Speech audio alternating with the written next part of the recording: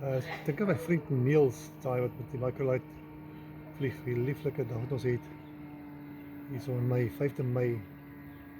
En dit is 'n heerlike dag. Die son is besig om daaronder te gaan. En ek gaan nou net seker omdraai en kom vir 'n finale landing.